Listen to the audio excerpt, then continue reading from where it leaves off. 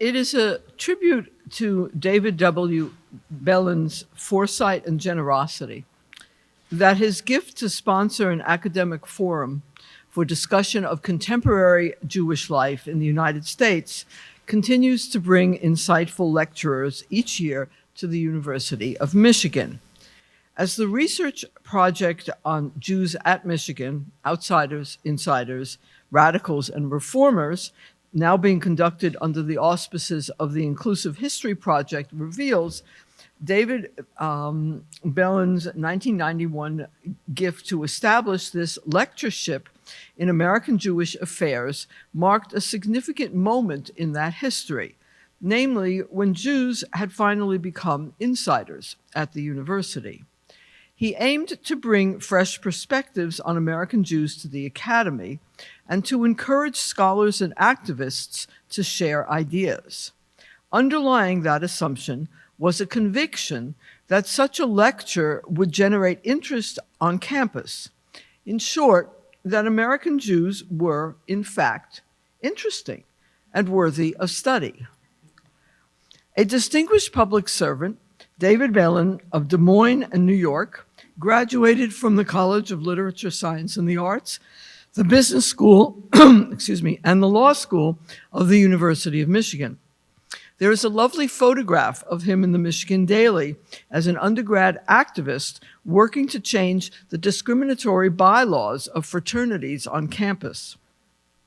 As an American and a Jew, he pursued an exemplary career in law and public service. Bellin served as counsel to the Warren Commission, which investigated President John F. Kennedy's assassination. He also accepted the position of executive director to the Rockefeller Commission, which investigated CIA activities within the United States. Mr. Bellin similarly took on responsibilities of leadership of American Jews through his role as founding chairman of Reform Judaism's Outreach Commission and founding member of the Jewish Foundation for the Righteous. That service reflected his concern for the future of American Jewry, a concern that stimulated him to endow this lectureship over 3 decades ago, actually 36 years ago. Since the establishment of the annual Bellin Lectureship, the Frankel Center has hosted an illustrious group of scholars and activists, and this year is no exception.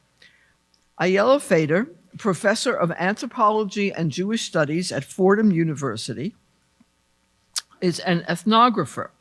She investigates contemporary North American Jewish identities and languages.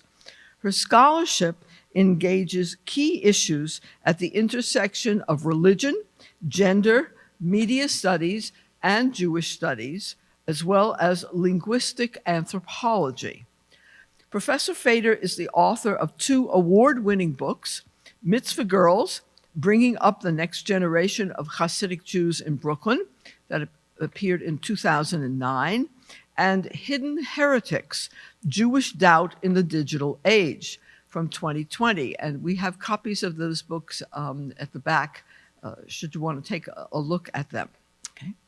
In both books, she brings readers into intimate understanding of individuals and their culture that might have seemed remote and insular. Fader's research has been generously supported by numerous fellowships and grants, including National Science Foundation and the National Endowment for the Humanities. When I say that these days, it's like, who knows whether it will ever happen again. She is currently a fellow at the Katz Center for Advanced Judaic Studies, but we don't begrudge her that honor. Okay. As the founding director of Fordham's New York Center for Public Anthropology and Sociology, Fader leads the Demystifying Language Project, which makes linguistic anthropology and social justice a resource for public high schools. Actually, it makes linguistic anthropology a social justice resource for public high schools.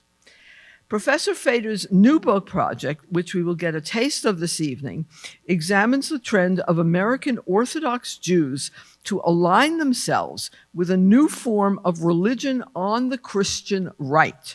That is, a public, political, racialized, and biblical philosophy, and as a result, to redefine post-war Judeo-Christianity in the contemporary political landscape. Please join me in welcoming Professor Fader.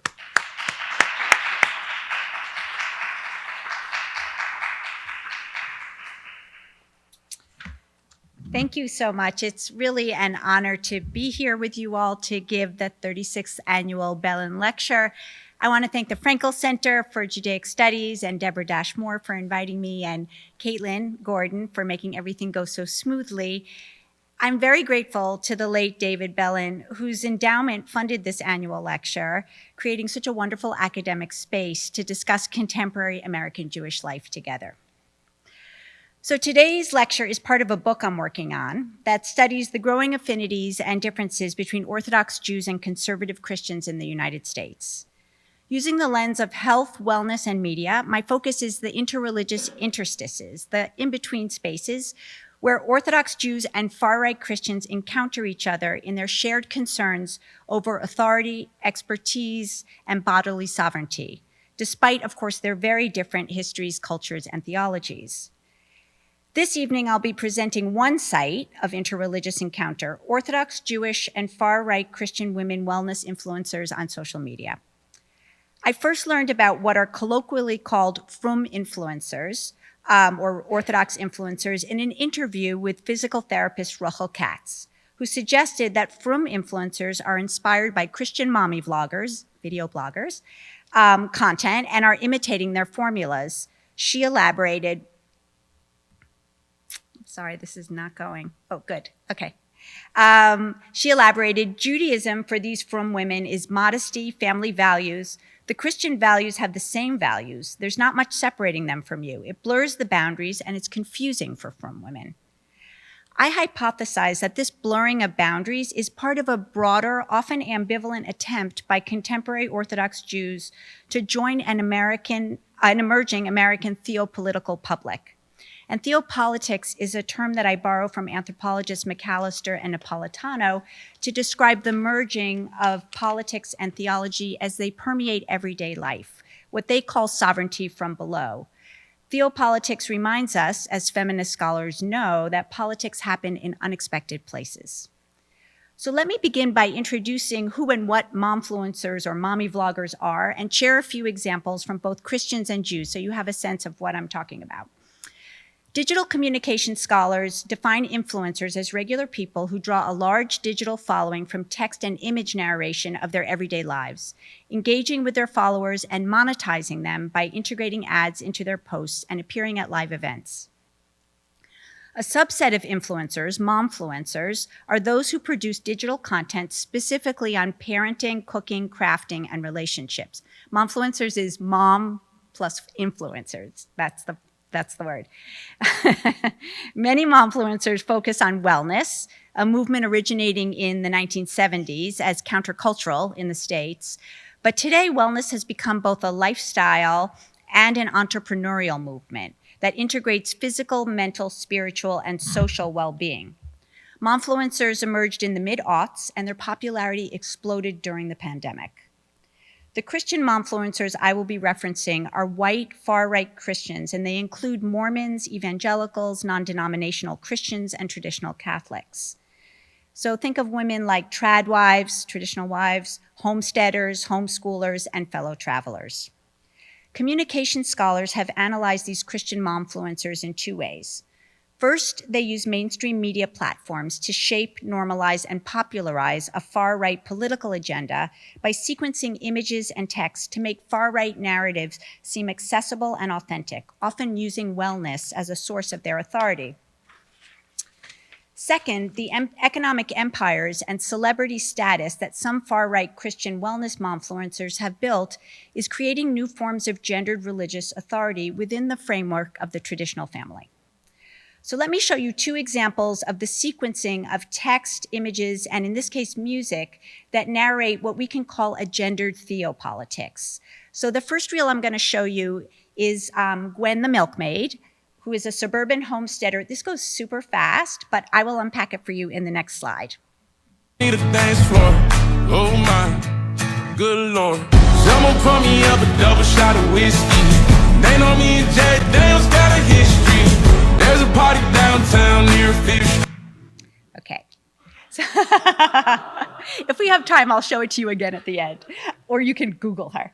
But what you can see is that she's narrating a certain string of wellness, feminine domesticity, and conservative politics and religiosity. So Happy Housewife, From Scratch Recipe, Homesteading in the Suburbs, Conspiracy Realist, Anti-Vax, Holistic Health Nut, Lover of Jesus. At the same time, someone like Ballerina Farm has a huge economic empire with media teams on her Utah farm from which she sells her products globally. Starting about 7 years ago, From Wellness momfluencers who live in the US and Israel also became increasingly popular. And many today have hundreds of thousands of followers. This one is Sarah Lasry, who's a food influencer, and I'll be talking about her a little bit later. Here I'm focusing on Instagram, which has become a platform for frum women in particular, although it's becoming increasingly common to cross-post across social media platforms, including TikTok and on longer form YouTube channels and podcasts. During the pandemic, frum influencers on Instagram also exploded. Even ultra-Orthodox or Haredi women who may not be on social media or only have a kosher flip phone that only texts and calls can easily and anonymously make an Instagram profile and, quote, read frum and non-Jewish content privately without posting. And somehow that's sort of kosher. The algorithmic affordances of Instagram, that is the physical properties shaping its use, are critical here. And it's actually something I'm still trying to figure out, me and Meta. Instagram I don't think they're part of that. Instagram automatically suggests related content to its users, facilitating exploration, even while theoretically offering women a chance to look away. And this is actually my Instagram page, which you see I never post anything on because I'm only lurking, but it's suggesting, for example, my son, Simon, to me, and Jill Jacobs. So it seems about right. Although I know not to follow my son. Indeed, in 2022, the growing visibility and economic clout of frum women influencers and businesswomen on social media led rabbinic leaders in New Jersey to hold two rallies, one in Yiddish and one in English, warning women about the dangers of social media addiction and exhorting them to close their accounts to protect their families. Apparently, very few did. Like Christian momfluencers, frum influencers also narrate a gendered theopolitics that values traditional family, gender, and God, organized around themes of domesticity, femininity, fashion, cooking, and emotional and physical health. And I'm going to show you two reels now. The first is Challah Mom, who's in Israel, and another influencer, Sivan, who's in LA. They're wrapping their hair in scarves and extolling the beauty of Orthodox women and their spirituality. I'll just show you a tiny bit.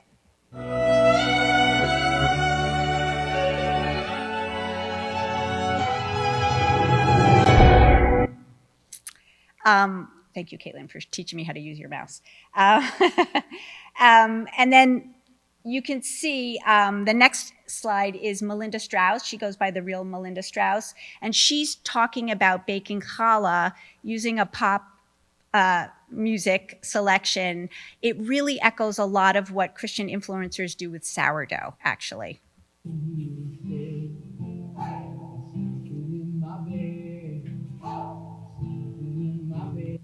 Whoops.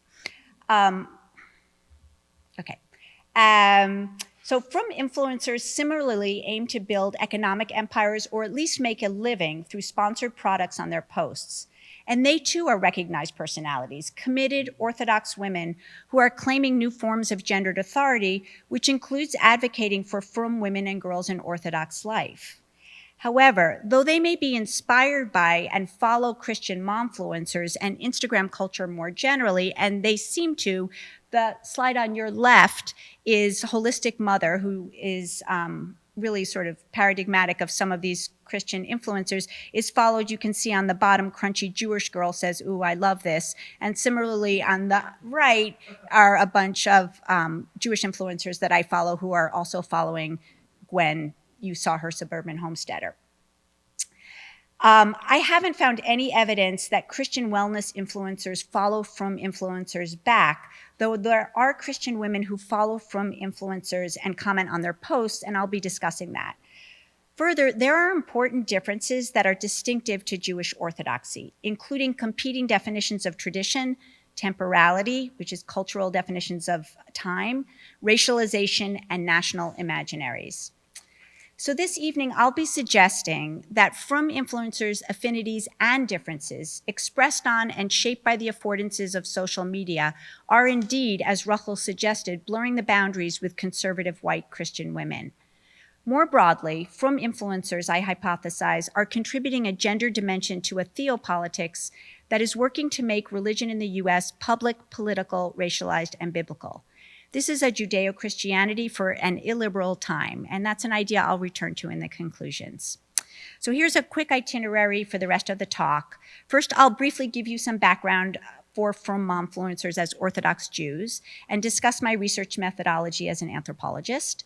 And then I'll analyze the implicit affinities Frum influencers share with Christian momfluencers, their difference and explicit interactions with between Frum influencers and their Christian women followers. Okay, so Frum influencers embody the diversity of Jewish orthodoxies today, and I'm using this admittedly overly general term consciously to highlight that social media is creating an unusual space for the intimate encounter of orthodoxy's diversity. From modern Orthodox to ultra-Orthodox, Jewish orthodoxy includes a wide range of religious and cultural practices, though all commit to living according to Jewish law or halakha. Most Frum influencers are Ashkenazim, though Instagram is also a place for interactions with some prominent influencers who are Sephardi or Mizrahi or mixed, both in the States and in Israel.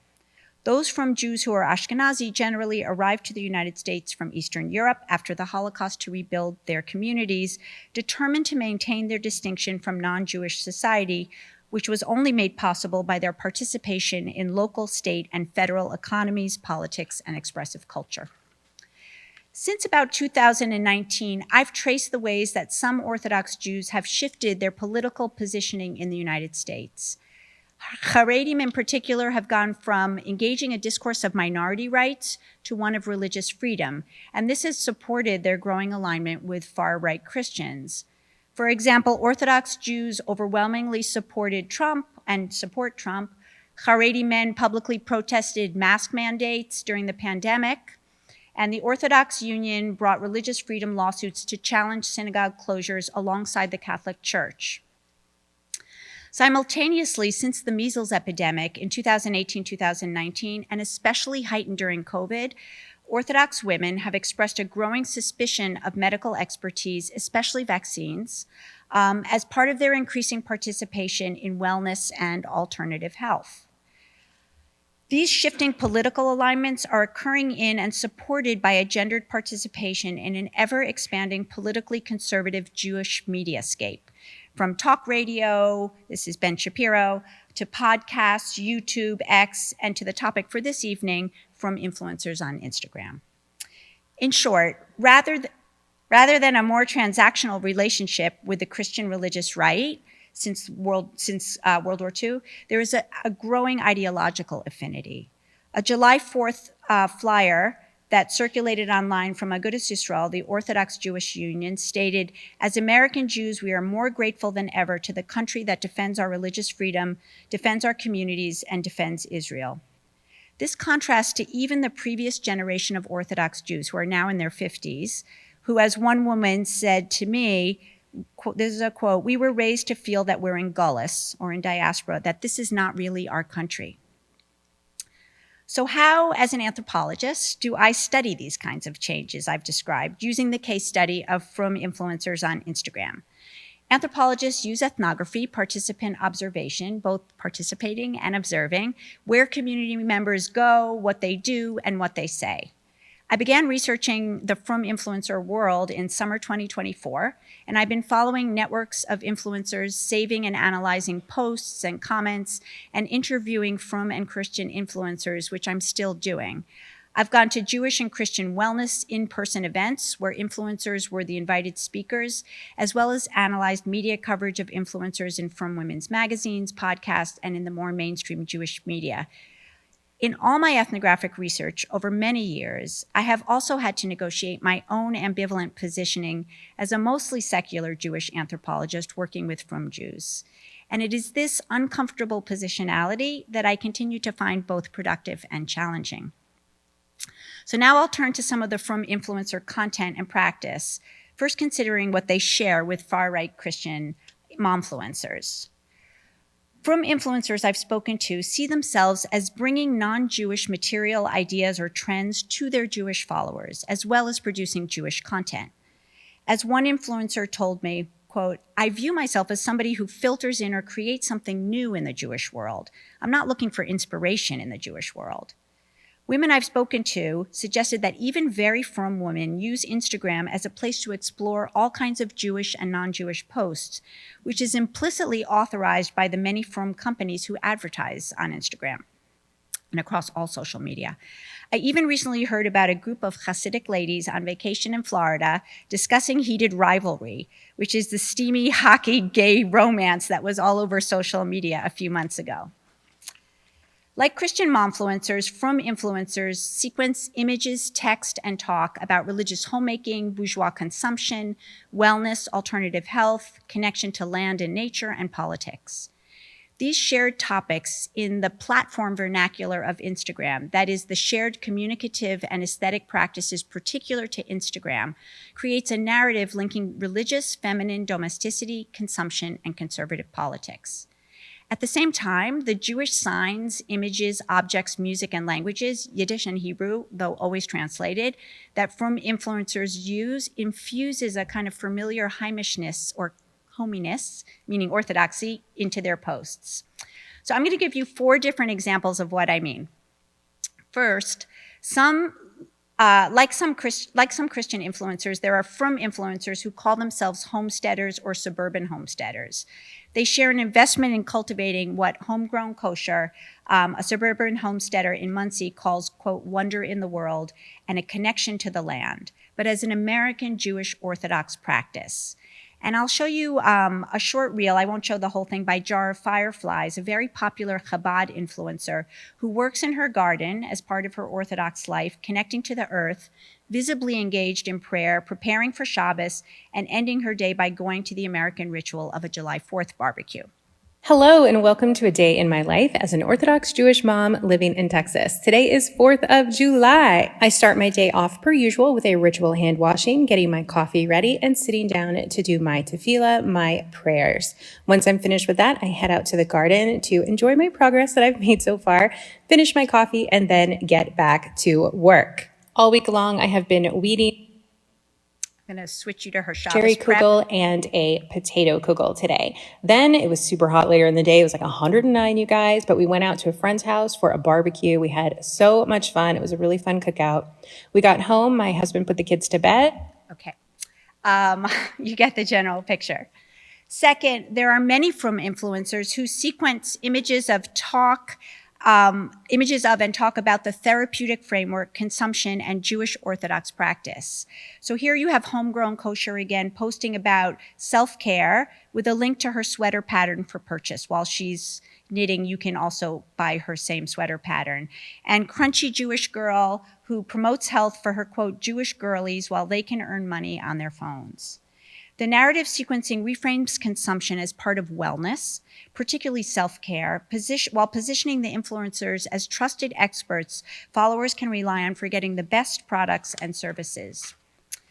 Third, images of and talk about kosher food and cooking is sequenced with talk about Jewish religiosity. This is Peas Loving Carrots, a Hasidic food influencer in Israel, who opens every post with an earnest prayer that Messiah will arrive today, but if the Messiah should tarry, if Mashiach should tarry, she's posting a delicious set of recipes that she pre-recorded. Peas, Love, and Carrots juxtaposes a temporality of messianism with the everyday cooking to feed a Jewish family while one waits. So fourth, some from influencers, like Christian influencers, subscribe to right-wing conspiracy theories, which they post adjacent to their domestic content like recipes. These are most often in the stories feature of Instagram, the posts that delete after 24 hours, so you really have to pay attention. Conspiracy theories spiked during the pandemic around debates over vaccines and quarantining, and I followed it for the entire lead up to the November 2020 election. Sarah Lazary, a food blogger, for example, had a live interview on Instagram with Dr. Zelenko of hydrochloroquine fame, and later posted about how she was attacked by some in the comments. Note the similar language to, quote, do your own research and promoting common sense over biomedical expertise. Both Frum and Christian influencers have the potential to become a source of trusted knowledge, experts based on their gendered lived experience with the authority to advise other women. I have rarely seen Frum influencers recommend that their followers ask their rabbis or a husband for permission to either follow or buy their linked product recommendations, which is actually a common discursive move in other inspirational lectures that I've gone to for women. Crunchy Jewish Girl did post about asking her rabbi about the kashrus of some of the supplements she promoted. Nevertheless, like their Christian counterparts, Frum influencers seem to be claiming the authority to influence other Orthodox women about issues pertaining to their area of authoritative expertise, taking care of themselves and their families, physically, mentally, and spiritually. The shared topics, narrative sequencing of politics, consumption, and religious domesticity, as well as claims to expertise as Yiddish mamas, is creating affinities between them and the world of Christian influencers. However, there are important differences between the posts of Frum and Christian influencers, especially around Israel advocacy, anti-Semitism, temporalities, and healthy lifestyle food preparation. These foreground Frum distinctions from Christians in terms of theology, histories, racialization, and the national imaginary, implicitly challenging far-right Christian assumptions of what constitutes an American public religion. And I'll share 4 examples to show you what I mean. So first, since October 7th, Frum influencers who often claim that they don't want to talk about politics, nevertheless have explicitly and loudly expressed support for Israel, arguing that anti-Zionism is anti-Semitism. Some use their platform to raise awareness about anti-Semitism globally, posting about recent anti-Semitic attacks. This politically aligns them with some on the Christian right, although there are cracks in Christian support, as we're all aware, for Israel, which is evident even in the world of momfluencers. So Soul of Sydney says, nowhere in the Bible does it say to support a Zionist country founded in 1948 by the Rothschilds, by the way.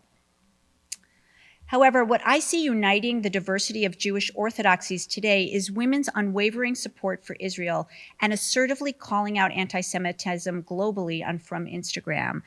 So this is Lizzie Savetsky. She's modern Orthodox and she lives in New York, and she's perhaps one of the more extreme cases of an influencer who's deeply embedded in American popular culture. But a surprising range of Frum women that I've spoken to, including Haredim, know, follow, and like her posts. She also is a conspiracy theorist, and you can see that in her on the right-hand side where she's doubting the outcome of the voting. But she posts herself in a bikini. I was surprised that a lot of Haredi women are into her. Other examples include prayer circles, group prayer circles that some influencers initiated for the hostages, and sequencing kosher recipes next to posts of bring them home, or placing yellow ribbons in the corners of their recipes. This is a gendered theopolitics where Frum influencers' posts on Israel and anti-Semitism I see as part of the broader American parental rights movement, sort of like Moms for Liberty. In this case, some Frum women deny that this is political activism, and they frame their posts as maternal protection of their Jewish families. Second, unlike Christian influencers, Frum influencers do not express nostalgia for return to either an American frontier, where these Jews never were, or to the memory of Eastern European shtetl either, the shtetl. In fact, when Homegrown Kosher told followers in a post on chicken soup that many people were incorrectly cooling their soup by leaving it out, she said, "It's not your fault. Maybe that's how your grandmother or your mother did it. She explained that what we know now about food science and the new technologies, that old ways could actually be dangerous. Third, images of food prepared by Frum influencers are unsurprisingly distinctive from that of Christian influencers, which scholars note include pre-industrial grains, raw milk, and grass-fed beef, indexical of or signifying pre-industrial nostalgia and whiteness. This is Jasmine Denis. Maha, or Make American Healthy Again, right? Maha moms also frequently post themselves making American fast foods from scratch to both please and protect their families, always including a critique of big agriculture. Although it is only because they have the time and resources that they can do things like make goldfish from scratch, which is something Gretchen does. I don't know how she did that, actually. In contrast, Frum influencers rarely use discourses of healthy or organic foods, and they don't seem especially interested in making foods from scratch, though I'm hearing lately that many Frum women are big supporters of RFK Jr. and the Maha movement, with some saying that RFK Jr., quote, sees us and calling themselves crunchy moms. Instead, Frum influencers feature a repertoire of kosher foods that root through Israel as the final American frontier, with food and recipe posts referencing the reality of a transnational Jewish orthodoxy and its ambiguous, what journalists Rachel Shabi and Rachel Feldman and I have also called off-whiteness. For example, Frum influencers frequently post traditional Ashkenazic food. This is from Sarah Lazari's page. Traditional Ashkenazi food like brisket and schnitzel, cosmopolitan and American food like mac and cheese, French onion soup, and Israeli or Middle Eastern dishes popular in Israel. This is a global Orthodox kosher cuisine that reframes tradition in America to include contemporary Israeli, Middle Eastern, and nostalgically Eastern European dishes and taste, present and past. What Frum influencers emphasize is cooking delicious and nutritious kosher food fast. And here I'm thinking that kosher food embeds its own notions of health to be spiritually healthy as well as, quote, delicious. Food influencer Sarah Lazary told her followers that they must try a coffee creamer that she just created that's kosher for Passover, adding as an afterthought, and it's even healthy. More generally, Frum influencers tend to talk about, quote, hacks for making kosher food preparation easier, especially since a lot of Frum women work outside the home. It's very common, for example, to use frozen kosher vegetables or prepared sauces, dips, and spread, with the one exception being baking challah from scratch as a continuity of gender tradition.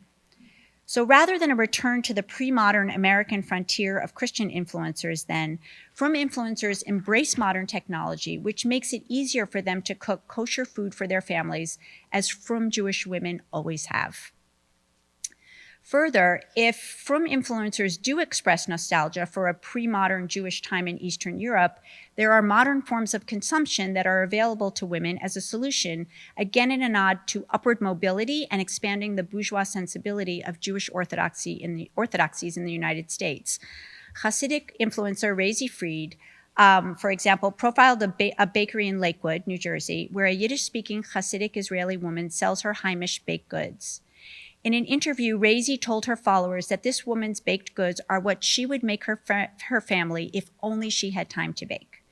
Frum influencers' authority and expertise is legitimated by helping other Frum women to do it all, often through consumption, labeling their brand empowerment rather than feminism. Finally, I turn to a different dynamic, which involves Frum influencers explicitly discussing what they call Christians, or directing their comments to their, quote, Christian followers, many of whom turn up in the comment sections of their posts. These online interactions are turning Christian women into potential interlocutors or conversational partners. The possibility of interaction further frames Orthodox Judaism as a legible religion parallel to, but theologically distinctive from conservative Christianity. That is, Frum influencers are presenting Jewish orthodoxy as an American religion whose distinctions from Christianity must be acknowledged as part of the American value around religious freedom. In some of my earlier work, I wrote about how Hasidic children were socialized to fear and avoid interaction with or influence from non-Jews, commonly referred, I guess, in the pejorative as goyim. Like kids play Yid and Goy sometimes instead of cops and robbers. From influencers and some of their followers do sometimes articulate anxiety about the dangers of exposure to explicitly Christian content. One woman even suggested that frum women like Mormon influencers post best out of all the Christians because they don't use the word Jesus often. I've also seen anxiety expressed on Instagram over potential missionizing by Messianic Jews or Christian Zionists. One frum influencer, for example, warned her followers that not all posts that look Jewish are written by Jews, suggesting that Christian proselytizers may be lurking online, and she posted this link to an organization, Beinenu, that calls out Christian missionizing. Nevertheless, the affordances of Instagram create opportunities for ambivalent interaction with Christian momfluencers, which may be changing the category of goy altogether. For example, in a long-running WhatsApp group that I have that's part of my research practice, some suggested when I asked that some frum Jews are only recently recognizing the piety of some Christians. Chaya said, it's funny because lately I've heard people say that, some goyim are actually frum in their religion. It's totally news to them that some goyim are actually religious and have morals. My Orthodox interlocutors have described Beseda or higher class goyim when I've asked them to elaborate, speaking to how class and education among non-Jews might even mitigate racial differences. One doula I've been speaking to told me that she thinks frum Jews today are less afraid of goyim and their influence than they used to be. Another, in response to my questions about exposure to non-Jewish content on Instagram, DM'd me a Hebrew saying, Chochmat begoyim tamin, Torah begoyim lo tamin, which she explained to me as meaning you can trust goyim when it comes to knowledge, except evolution and global warming, not when it comes to spiritual matters. Hasidic influencer Razi Fried gives an example of the potential for opening a channel between frum Jews and religious Christians during an amazing interview she did on YouTube with media personality Frida Wiesel. Here. That most of my viewers, most of my subscribers are religious women. Sometimes I get messages, I'm Catholic. Whoops, you can't really hear that, can you? Sorry, what she's saying is, sorry, that's too soft, but what she's saying is that there are non-Jewish women, there are religious Christian on my site, and they say, can I join? And I say to them, of course, there's so much that we share, of course you can learn. We share family values. So by welcoming Christian women to her site, Razi Fried interpolates, that is, turns them into conversational partners as part of her audience, as potentially ethical women who are also seeking spiritual inspiration. She notes there's so much that we share, especially family values, though she assumes that this sharing is only going one way, from Jews to Christians. The comments on the Razi Fried interview by Christian women followers are typical of the philo-Semitism, the problematic love for Jews and Judaism, which is common to Christian followers of frum influencers. I'm just going to read the bolded part at the bottom, but you can read the rest for yourself. One of them says, our two faith traditions have so much in common, including the hurts and pain that has been part of the religious experience. However, what is more common than finding affinity is frum influencers articulating theological difference from Christianity and putting limits on Christian philo-Semitism, what philosopher Elad Lapido defines as anti-Semitism and what he calls a form of anti-Semitism. I'll share 3 different examples where frum influencers directly address their Christian followers about religious difference, which is, I suggest, another way to create Christian interlocutors. So first, some frum influencers addressed negative comments posted by their Christian followers about Jewish practice, invoking shared religiosity between frum Jews and conservative Christians. So when a follower mocked the Jewish ritual that includes a form of chicken sacrifice for Yom Kippur, Shlugen Kaputis, on Melinda Strauss's page, she responded angrily, and I'll read this. Christian leaders have tried forcing Jews to convert and persecuting us for refusing. We're now living in a time where religion as a whole, especially Christianity and Judaism, are being attacked, and you would think there would be less of this, especially when we all have some strange customs. Other frum influencers explicitly aim to educate non-Jews and secular Jews about Jewish orthodoxy to fight against anti-Semitism. Chabad influencer with over 1 million followers, I'm sure many of you know her, Miriam Ezegui, opens each post with a different question a non-Jewish or non-observant Jewish person might have, and then says, "Hi, my name is Miriam, I'm an Orthodox Jew, and I share what my life is like." In an interview on YouTube, she explicitly stated why she became an influencer. Non-Jewish people that watch my videos, I get a lot of positive comments about how they've learned so much about the Jewish religion through my shares. And really, one of the reasons why I started sharing online was to demystify Judaism, because I find that a lot.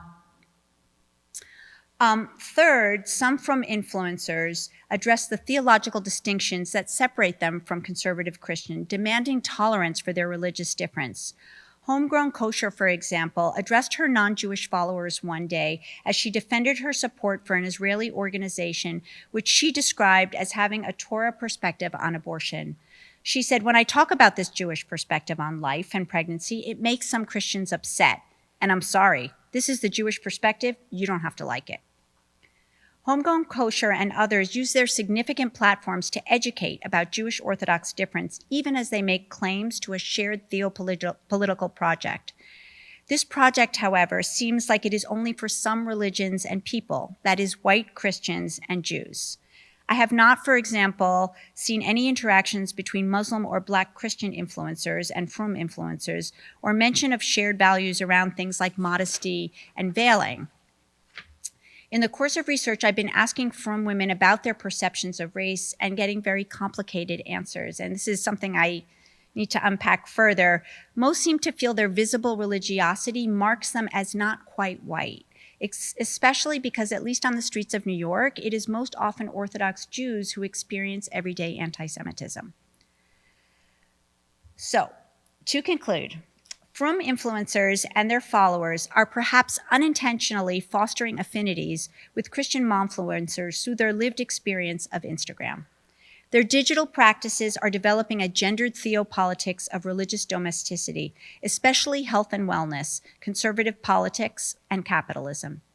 At the same time, frum influencers on Instagram are bridging Jewish distinctions over shared commitments to a religiously Orthodox life in all its diversity, defined in part by support for Israel as part of the gendered obligation to protect families against rising anti-Semitism. However, frum influencers also articulate important points of difference from Christian influencers. They use different narratives than Christian influencers about what constitutes tradition, about the relationship to nation and history, the validity of Jewish theological difference, even what constitutes delicious and healthy food. They also sometimes direct their Christian followers' comments about these issues, which I suggest opens up a conversation about contemporary Judeo-Christianity more broadly. That is, the shared effort to have an American religion today that is public, political, racialized, and biblical. The concept of Judeo-Christianity originated in early 19th century Germany as a term for Jewish converts to Christianity. Since then, as historian Helen Gaston notes, the term has, quote, been deeply contested and served a wide range of religious and political purposes.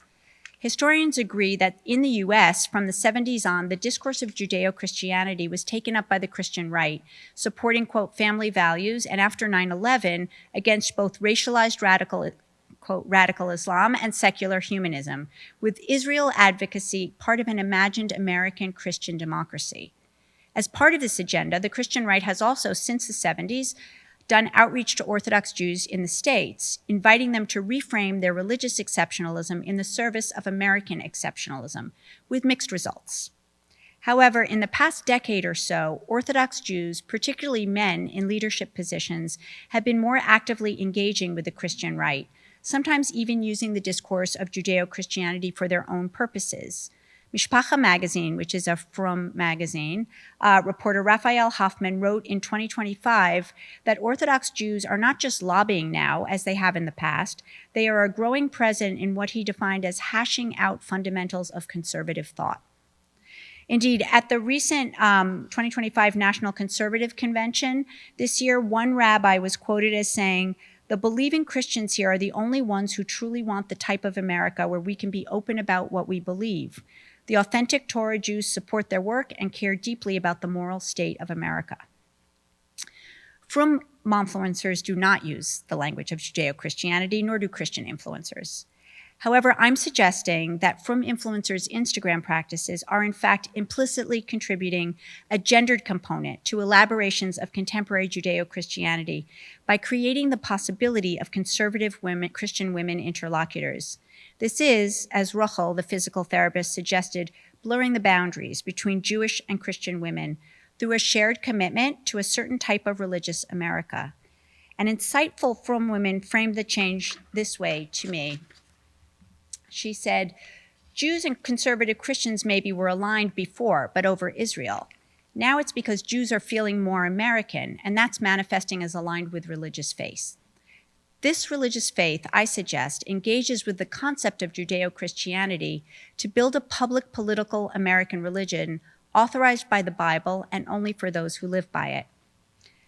Finally, I'd like to acknowledge that the politics of anthropological research, and especially with those whom we scholars share space, history, and memory, has never been more complicated. Susan Harding, writing about Jerry Falwell decades ago, remains a touchstone for anthropologists who write about what she termed the repugnant other. Some contemporary anthropologists who write about repugnant others today often rhetorically stake out their own political positioning using ethnography as critique. I remain more ambivalent about that and the Orthodox Jews I have spent decades in conversation with. I'm hoping that this uncomfortable positioning, implicated yet critical, might offer an ethical form of scholarship and ethnography of deep listening across difference. Perhaps this can even be one hopeful way forward in the current political moment we all find ourselves. Thank you.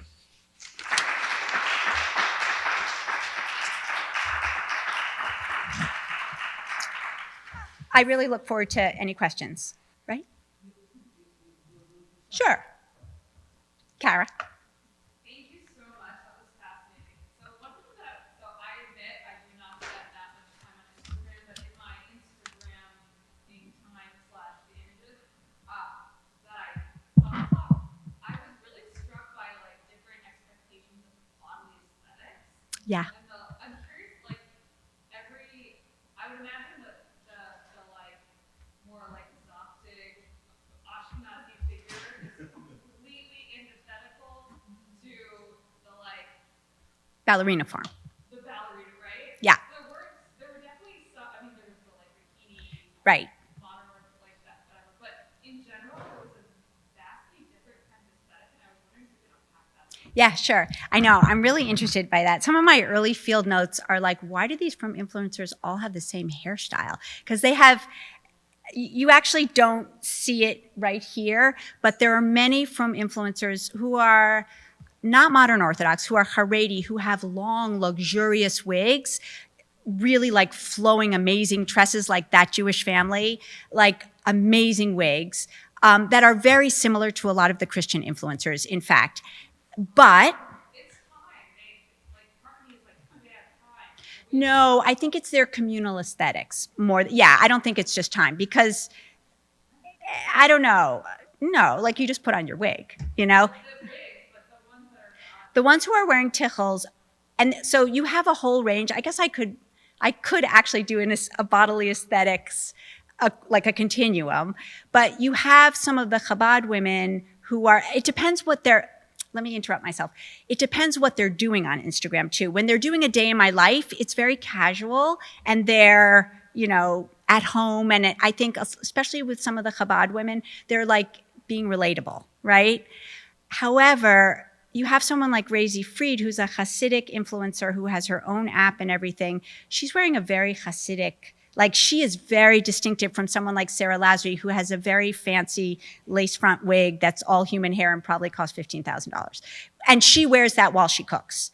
So it's reflective of both the range of diverse Orthodox aesthetic, and I think probably the platform, like what the genre of what they're doing on Instagram as well. But I'm always struck by the diversity of all of these Frum women who are watching each other. Like I was shocked that Frum women would look at the modern Orthodox, some of the modern Orthodox women who are not upholding the same levels of tznius, of modesty, right? Like wearing very different kinds of clothes and shoes and wigs and all of that. But I do think that's one of the draws, is that you can see the range, and they're all from women, and they're following what you're following. And I think that's bringing them together, even as it's crossing a boundary with a lot of the Christian influencers. Oh yeah, there's a whole bunch of crunchy ones that you didn't see that don't have makeup and are homesteaders and look. There's a lot of cottagecore, like Laura Ingalls kind of vibes, you know, which is a very different aesthetic from Jewish Orthodoxy. Like even Risey Fried's kitchen was like all pure white marble. Like it's not a country kitchen. That is not the thing. So it's reflective of many things. Yeah, Shachar? Okay, this is really, really fascinating, and it's a whole world. I didn't know. I think the question is really about the interaction between this world that you are describing and other thoughts that we might, that some of us as scholars, but we don't really. So I was thinking about this group of mothers, like the mothers against college anti-Semitism. Oh yeah, that's one of my topics. Yeah. Yeah, sure. I'm wondering about the interaction between these individual women who are influencers, and then they have all these, and what happens when these women try to organize together, as they do effectively, or Yes. ineffectively, you know, again, using social media. And my other question, you touched on it a little bit by talking about magazines like Mishpacha, Right. but I wonder if there's interaction between these individual women using Instagram and kind of more mainstream media, whether it's Haredi or, you know, secular, something like Tablet Magazine. Yeah. You know, because politically, sometimes they're Yes. Yes. it's a very kind of distinct politics that these individual women. So Yeah, those are great questions. Thank you. Actually, this image is stolen from Tablet Magazine. There's a really good article. And Avital Goldschmidt, I forgot her last name, Chizik, also wrote a great article in the foreword about From Influencers. But I'm also interested in like media broadly conceived. So, and I don't want to spend all my time on Instagram. So I've been kind of now putting the research more horizontally in terms of other forms of media besides social media. And I'm finding a lot of podcasts, like From podcasts, not a lot, but some From podcasts who are taking on the issue of influencers. I think what's been really interesting and sometimes disruptive in the From world, if you can say such an overgeneralization, is that people are noticing like women's power and influence from social media. I was just at the Religious Liberty Convention in Washington, D.C., because it was about anti-Semitism and health, which is almost all Christians with a few Jews. And there was a guy from Aguda there. And I said, like, you know, it seems like there's a coming together of ideologies here with far-right Christians. And he's like, well, you have people coming in from outside, but you also have those influencers. Like, I think people are concerned that influencers are not, are having an impact and a kind of, an impact that is uncontrollable. So I heard a really interesting conversation. I think it's David Lichtenstein. He has a podcast, and he was interviewing Shay Chaya, who is a cook and an influencer. And he was asking her, like, what's your responsibility to the From community? Like, how do you make sure that you are ethical? And there's a whole genre of posts that From influencers make where they sort of unpack, like, what's real and what's not real. I haven't seen Christian influencers do that. I don't know if they do that. It seems like there's a kind of moral responsibility that some of the From influencers are speaking to. I haven't, I re-listened actually to that Asifa against social media that happened in 2022. It's not specific to Instagram. It's like, get off the internet. You know what I mean? So the rabbinic authority there is not really with the program, as far as I can see. Like, they know there's something going on, but I don't know if they're immediately targeting it, which I think is really interesting. Now, to the collaborations, that's also super interesting. So I keep wondering, I was just telling this to Ayelet, like, is MACA part of my research subject, Make America, it's Mothers Against College Anti-Semitism? Apparently no relationship to MAGA, but whatever. So I've been going to a bunch of their events. I just went to a lunch that they held. And And they're also on Instagram. And I see that some of the Frum influencers follow them as well. But they're also really interesting offline, like face-to-face events where influencers have collabs where they work with other influencers and go places and promote things. So like you can have a bunch of Frum influencers go to a restaurant and eat dinner there, like all your favorites. It's sort of like how the Disney princesses suddenly got put together on diapers, you know?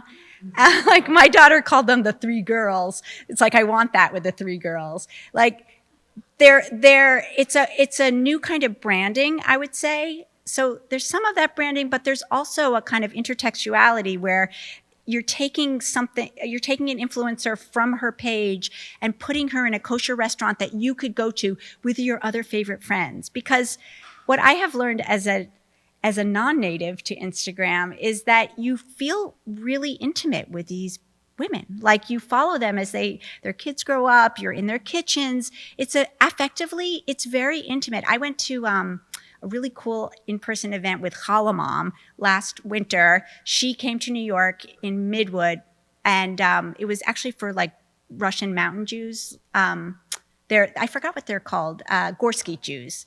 And so it's this Russian neighborhood, and she came from Israel, and she comes dancing in with a huge Israeli flag, and everyone's dancing, and then you all make challah together. And Miriam was there with her daughter. And I was like, oh, Miriam, like, you know, you feel this little frisson of like, oh, I know your family. So I think that's very profound, you know, but the collabs are very much, I think, business oriented, you know, and people like Miriam like make a living from this, and Razy Free too. Like she has a whole empire, and her husband is part of it, and he works with her. So I think it's really bringing Jewish Orthodox women together in an unexpected way that has a huge power that is kind of this untapped spring. Yeah. There's a lot of interesting stuff that you're talking about. I really have a lot of questions, but I'll ask one. Okay. Because I know we're seeing this big survey here by student attitudes towards religion. Uh-huh. And one of the things we found is that politics trumps religion in many ways. Yes. It's so much better predictor of what people are going to believe about something. It's easy to show that as well. But we'd be curious if they have followers who are Jewish but not Frum. You talked Yeah. about Christian religion, but what about liberal Jews, non-Frum? Yes. And the other kind of question, somewhat related, is about the background of these influences. Do they come from families, or they people came to it later in life? Those are great questions. So I will say that comments lately are tricky because they could be bots, right? Like, so I'm trying to be careful with like what comments I sort of count, and I'm trying to work with comments that the influencer responds to at least, so that you know what I'm saying? But I have seen a lot of what seem to be secular Jewish women on these women's pages. I will tell you unofficially that all my anthropology friends don't follow these women, but follow Ballerina Farm. So I know, and they follow a lot of Christian influencers. So I know that a lot of women find this, not the Frum stuff, but the Christian material, both fascinating and soothing. Like a lot of them use that language, soothing, because it's like baking bread and somebody at home making a beautiful home. So I think there's a surprising audience there. I can't 100% answer that about the secular Jews. It's not clear to me yet, you know? And the background is interesting. They're definitely not all Batshuvas. Most of them come from families. I mean, Miriam grew up sort of Frum and then became Frummer. Some of them became Frummer. Some of them, like Razy Fried, was a kind of like interesting, which is a bad word if you're Hasidic, interesting girl. So some of them were sort of, didn't quite fit the mold and then found their place. So my sense is that a lot of them are kind of what another local term is like out of the box. So women who are probably pretty creative and unusual for their communities and are finding this as a way to kind of channel some of that. But then you have some mainstream religious women, especially from Chabad. Like there are a lot of Chabad, and it's interesting to me because I see Chabad now, like I didn't used to have this view of Chabad, but I see them kind of on the forefront of a lot of change that trickles down into other communities in every sphere of life. And so it's unsurprising they've had a much longer relationship with social media that's less problematic. It's unsurprising that there's lots of Chabad influencers. Yeah.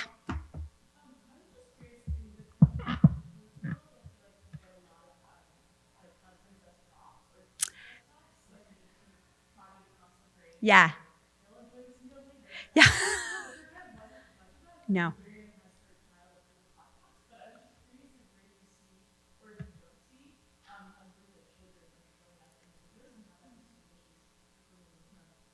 Yeah, it's a great question. I think there's many more husbands in the Christian influencers and kids.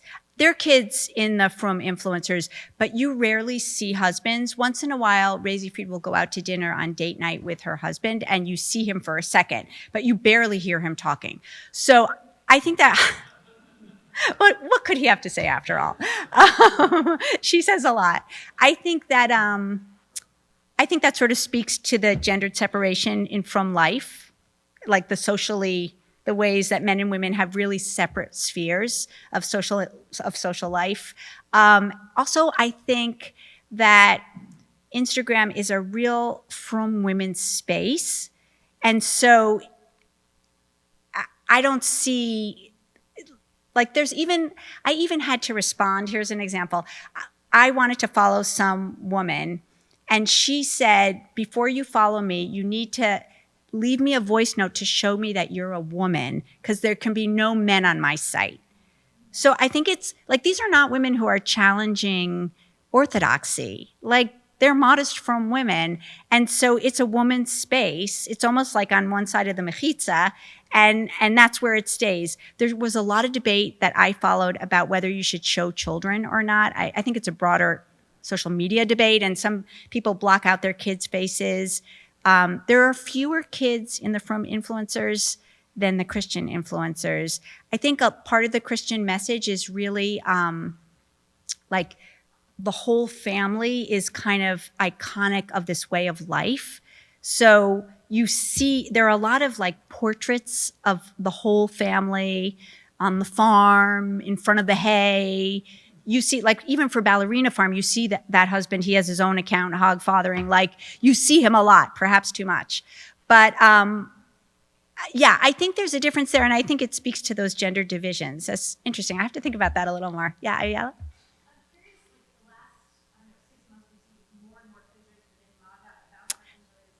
Yes.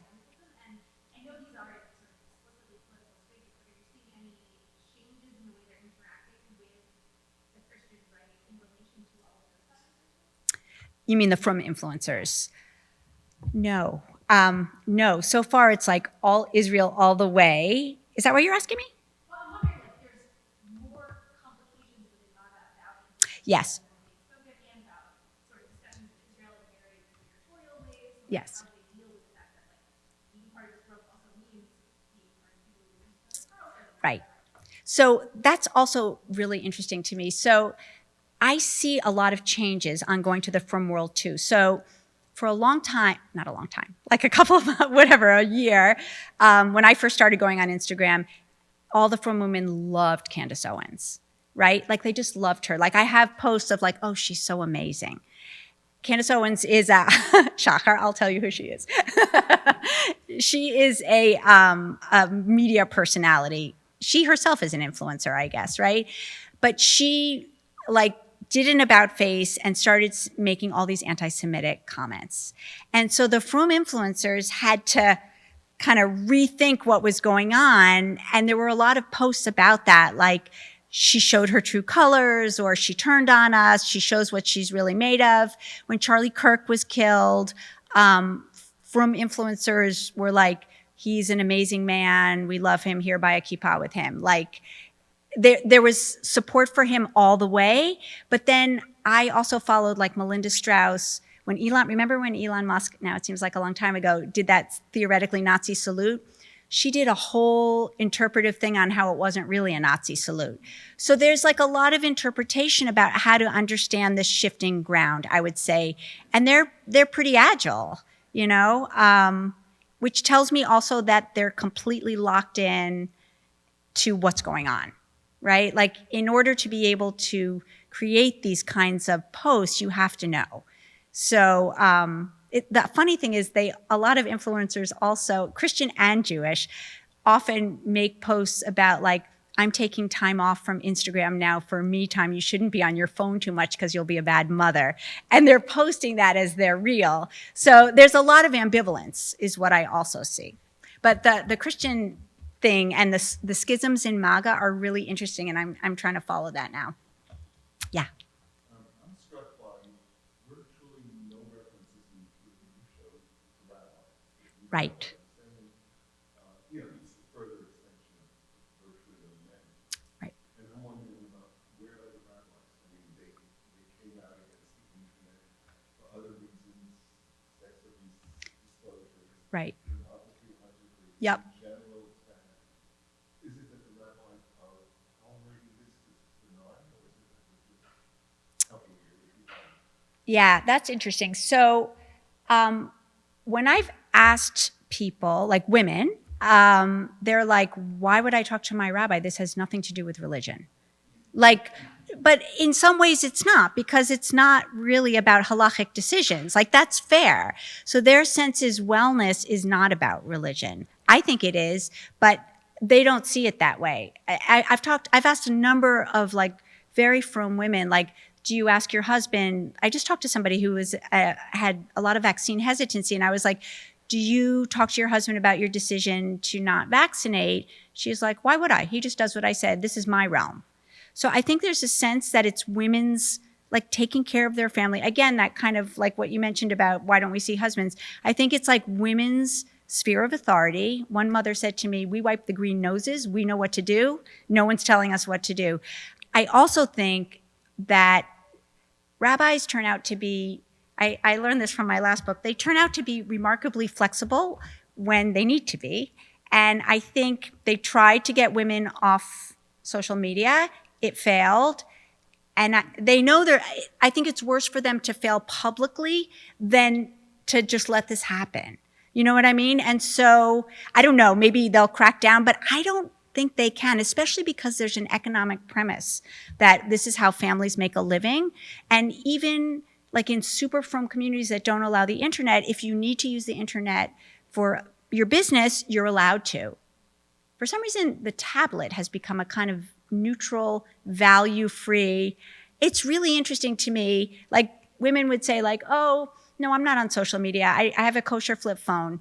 Yeah, I do shop on my husband's tablet. It's like, wait, isn't that the internet? But for some reason, it's not. I think the phone itself that you can explore so privately that can be put away and hidden is especially volatile. Two follow-ups. One is Herschel Escher was running for position in Lakewood said, yes, it's on the phone, but it's a small screen, so it's a smaller error. Just as a follow-up is, I remember during the measles outbreak, Yeah. the women were defined rabbis, Yes. Yes.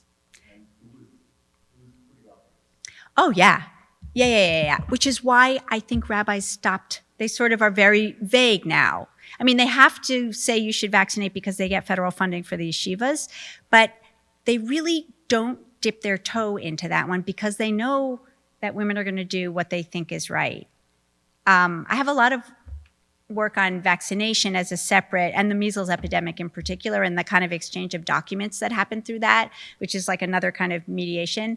But yeah, I think that it's like a kind of quiet revolution that's going on, and I'm sure they're aware of it, or their Askanim are telling them. I'm sure they're not on Instagram, but yeah, it's a very kind of murky realm for them, you know? Yeah, Deborah? Oh, yeah. Okay. Hi.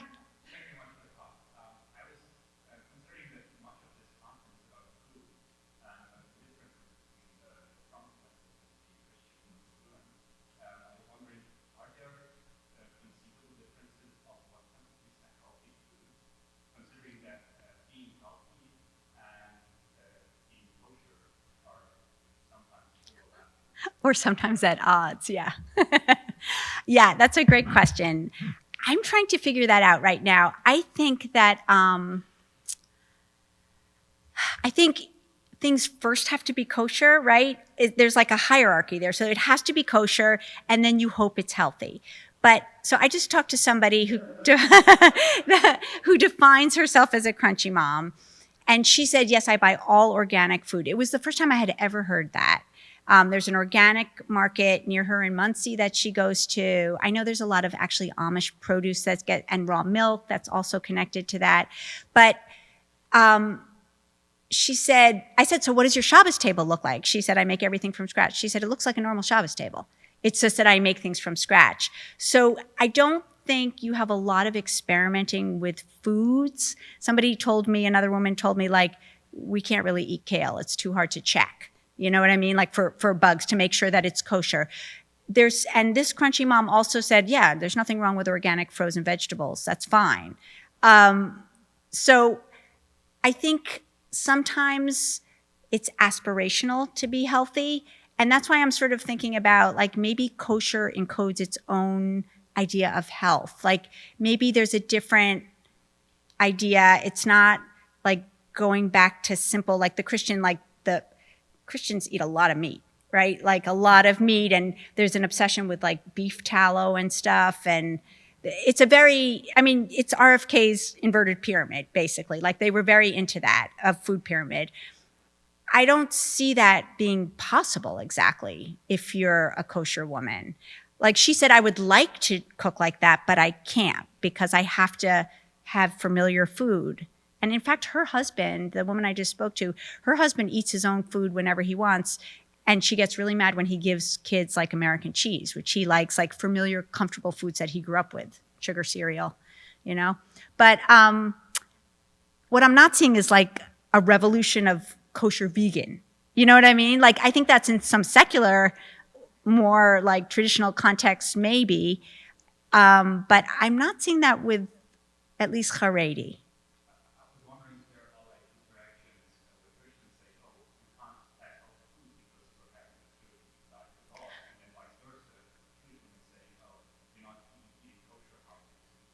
I don't think Christian women follow from women. I don't think they know they exist. I'm trying really hard to interview some of them. So far, no one has answered me. I'll get there, but still. But I don't think that they're aware of that or that interested in that. Their project is really different. I think, and here's where I feel like it's really important to study Jews in this context. Like, this is a religious minority, right? Like, we talk a lot about Christian nationalism. There's a lot of research on Christian nationalism in the current political moment. But how does a religious minority kind of edge its way in there when it's not really recognized? It might be used and weaponized in lots of ways, but not really recognized as a parallel, equally important religion.